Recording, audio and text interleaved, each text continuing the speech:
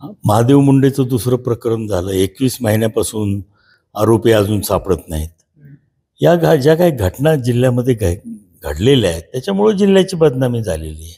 आम्ही बोलल्यामुळं बदनामी नाही झालेली, या घटनेमुळं झालेली आहे. आणि मग ते माझा जिल्हा बदनाम झाला वगैरे म्हणणं हे काही वस्तुस्थितीला धरून नाही आहे.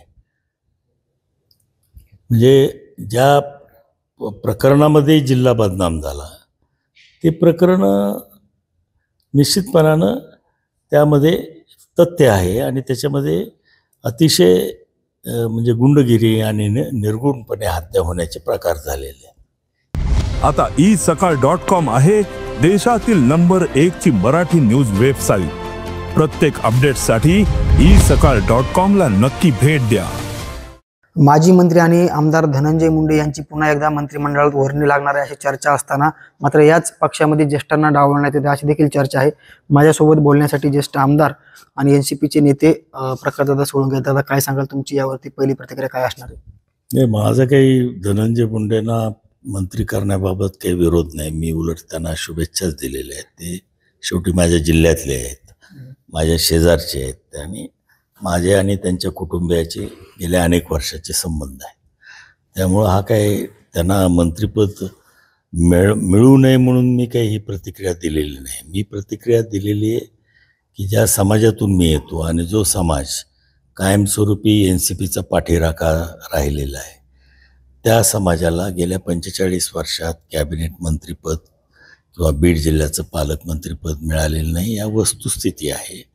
आणि ही खंत मी बोलून दाखवली. बाकी काही त्याच्यामध्ये कोणाला विरोध करायचा किंवा मला माझं घोडं पुढं रेटायचं असं काही माझा प्रयत्न नाही. पण समाजाची जी खंत आहे ती मात्र मी बोलून दाखवली.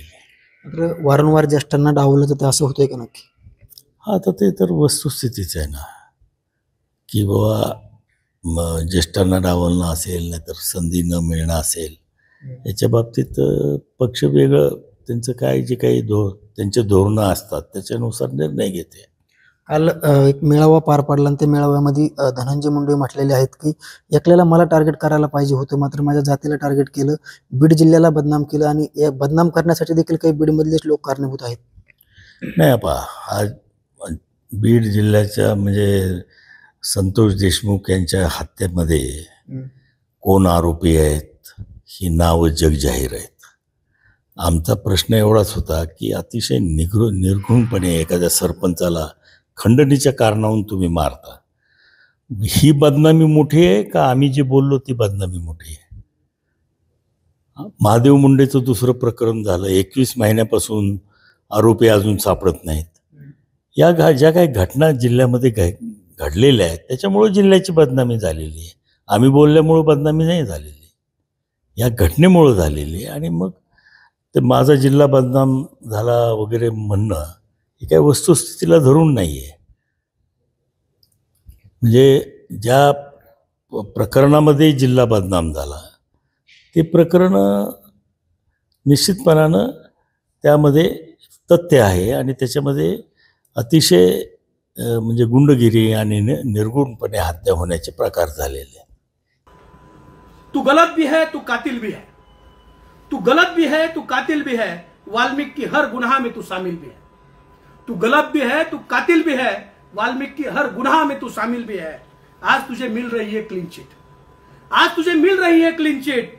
किस्मत वाला है तू, आज सरकार तेरी है.